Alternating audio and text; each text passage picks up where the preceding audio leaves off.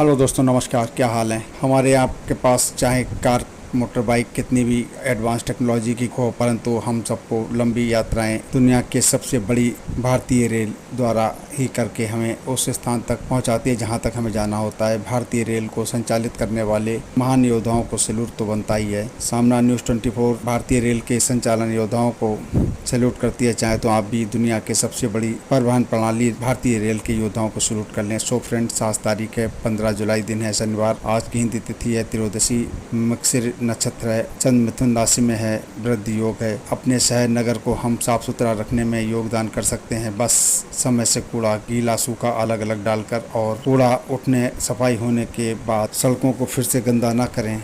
हम अपने शहर मोहल्ले के लिए इतना तो कर ही सकते हैं। सो फ्रेंड्स, तो शुरू करते हैं आज के मुख्य समाचार। आज देश दुनिया की खबर शुरू करते हैं। आज जिनका जन्मदिन है, जिनके मैरिज एनिवर्सरी, उनको हार्दिक शुभकामनाएं। उनका अगला साल बहुत शुभकारी हो। और इसी के साथ में आपको अगर मेरा चैनल सब्सक्राइब कर दें, उसको सब्सक्राइब करने के बाद उसको बेल आइकन को प्रेस कर दें ताकि अगला नोटिफिकेशन आपको प्राप्त हो जाए। आप चाहे लाइक और शेयर भी कर दें।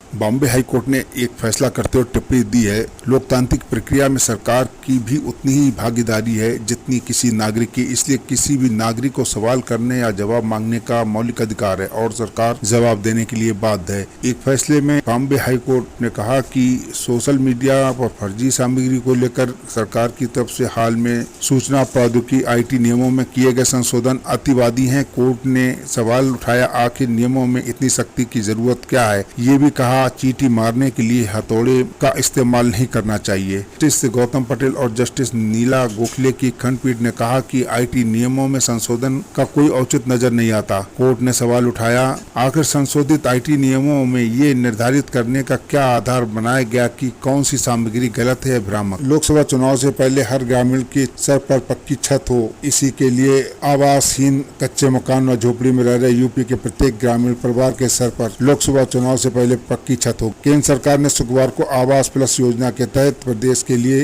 1,44,220 आवास स्वीकृत कर दिए। योजना में प्रदेश में 21,68,574 आवास आवंटित करने का लक्ष्य पूरा हो जाएगा। इसी के साथ यूपी सर्वाधिक आवास स्वीकृत करने के साथ 70% लक्ष्य पूरा करने वाला राज्य बन गया है। PM आवास व आवास प्लस योजना के तहत यूपी में अब कुल 34.72 लाख परिवारों को आवास आवंटित किए गए हैं। इनमें 29.70 लाख से अधिक का निर्माण पूरा हो चुका है। नई दिल्ली में जल प्रलय जैसे हालात बने हुए यमुना व नदियों का पानी कम होने के बावजूद देश की राजधानी दिल्ली समेत हिमाचल प्रदेश, पंजाब, हरियाणा व यूपी में बाढ़ के कारण स्थिति अब और भी गंभीर बनी हुई है। केंद्रीय जल आयोग के अनुसार दिल्ली में यमुना का जल स्तर शुक्रवार को घटकर 208.17 मीटर तक आया, लेकिन ये अब भी 45 सालों के उच्चतम स्तर पर है। बृहस्पतिवार रात यमुना के तीव्र वेग में डिपो के पास सेंट्रल दिल्ली में नालों का पानी भेजने के लिए बने रेगुलेटर का एक गेट टूट गया। इससे पानी यमुना की तरफ जाने की बजाय शहर की ओर लौटने लगा और पानी लौटते ITO और फिर सुप्रीम कोर्ट तक पहुंच गया। सेना की मदद से शुक्रवार को उसे ठीक किया गया। प्रधानमंत्री नरेंद्र मोदी को फ्रांसीसी राष्ट्रपति इमैनुएल मैक्रों ने फ्रांस के सर्वोच्च नागरिक सम्मान grand cross of the legion of honour से सम्मानित किया। मोदी ये सम्मान पाने वाले पहले भारतीय हैं। मोदी ने कहा, ये भारत का सम्मान है। एलिजे पैलेस में शुक्रवार को सम्मान से नवाजे जाने के बाद मोदी ने ट्वीट किया, बड़ी विनम्रता के साथ मैं लीजन ऑफ द ऑनर के ग्रैंड क्रॉस को स्वीकार करता हूँ। ये भारत के 140 करोड़ लोगों का सम्मान है। इस सम्मान के लिए राष्ट्रपति इमैनुएल मैक्रों, फ्रांसीसी सरकार और अन्य लोगों को धन्यवाद देता हूँ। ये भारत के प्रति उनके स्नेह को दर्शाता है। केंद्रीय माध्यमिक शिक्षा परिषद CBSE की वर्ष 2024 की 10वीं और 12वीं की परीक्षाएं 15 फरवरी से शुरू होकर 10 अप्रैल को समाप्त होंगी। बोर्ड की ओर से जारी नोटिफिकेशन बताया गया कि परीक्षाएं 55 दिन तक जारी रहने की उम्मीद है। परीक्षा तिथियों का विस्तृत शेड्यूल दिसंबर में जारी होने की संभावना है।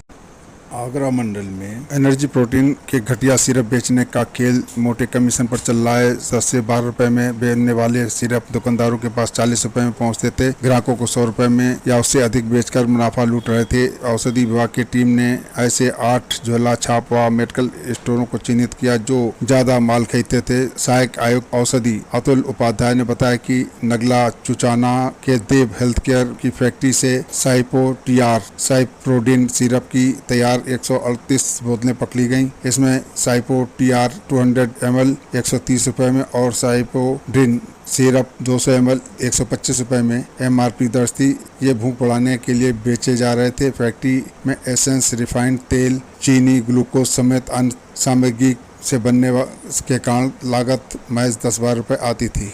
खाद्य सुरक्षा एवं औषध प्रशासन FSDA के जिला अभिहित अधिकारी अमित कुमार सिंह ने बताया कि देव हेल्थ केयर की फैक्ट्री से 85 तरह की उत्पाद मिले थे। जांच में सभी घटिया मिले। उत्पाद गुणवत्ता पर खरे नहीं है। 15 से अधिक जिलों में बिक्री। औषधि विभाग और पुलिस की जांच में मनीष गुप्ता के देव हेल्थ केयर के उत्पाद आगरा, फिरोजाबाद, मैनपुरी, एटा, फरकाबाद, इटावा, कानपुर, अलीगढ़, कासगंज, सिकुआबाद, मथुरा, धौलपुर, भरतपुर, मुरैना, भरतपुर में इसकी बिक्री की जा रही थी। इसकी जानकारी मिली है। राज्य सरकार ने पूर्व मंत्री आजम खां की 22 श्रेणी की सुरक्षा वापस लेने का अपना फैसला 24 घंटे में वापस ले लिया। अब उनकी सुरक्षा यथावत रहेगी। इस संबंध में रामपुर पुलिस को आवश्यक दिशा निर्देश दिए गए हैं। आजम खां की 22 श्रेणी की सुरक्षा पर अब आगामी 18 जुलाई को राज्य स्तरीय सुरक्षा समिति की बैठक में निर्णय लिया जाएगा। दरअसल 3 माह पूर्व जब सुरक्षा समिति ने इस बाबत निर्णय लिया था तब आजम खां जेल में थे। जमानत से बाहर आने के बाद बृहस्पतिवार को अचानक उनकी सुरक्षा हटाने से हड़कंप मच गया। इसके अलावा भाजपा नेत्री अर्पणा यादव को 22 श्रेणी की सुरक्षा से स्क्वाड सुरक्षा हटा ली गई। वहीं नोएडा निवासी भाजपा के पूर्व राज्यसभा सांसद बलबीर कुंज की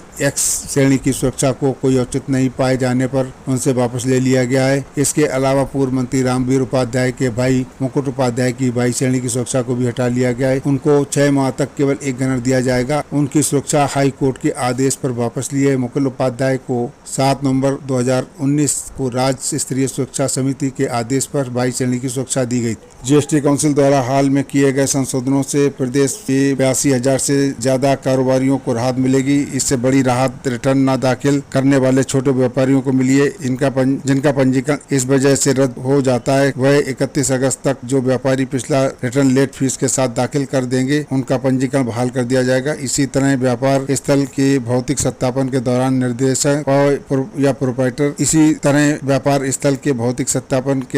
निर्देशक या प्रोप्राइटर या प्रोप्राइटर मौजूद रहने की अनिवार्यता को भी समाप्त कर दिया गया है। Merchant chamber of Uttar Pradesh के GST committee chairman Santosh Kumar Gupta ने बताया कि जिन व्यापारियों को 31 दिसंबर 2022 तक अपना रिटर्न नहीं भरा था उनका पंजीकरण रद्द कर दिया गया था। अब 31 अगस्त तक लेट फीस के साथ रिटर्न फाइल करने पर उनका पंजीकरण दोबारा बहाल कर दिया जाएगा।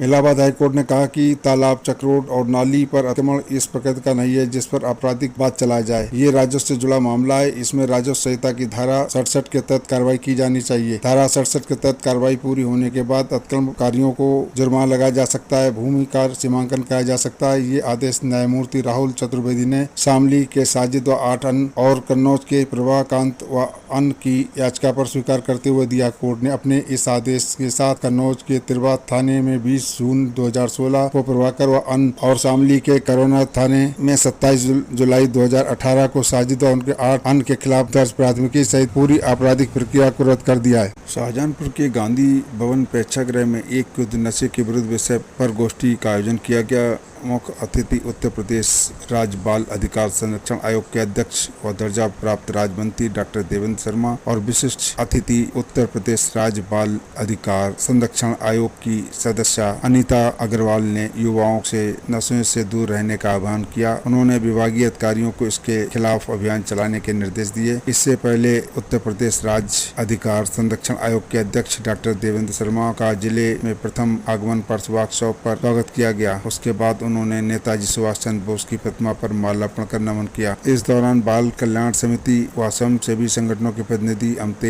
अमित रामोतार त्रिपाठी, मुनीश सिंह परिहार, अरविंदर मिश्रा, संध्या सक्सेना, मुकेश सिंह परिहार, उदय प्रताप सिंह, आशीष भदौरिया, अशोक यादव, ब्रजेश सक्सेना, आदित्य प्रताप सिंह, अमन सक्सेना, अजय पाल सहित अन्य को लोग मौजूद रहे।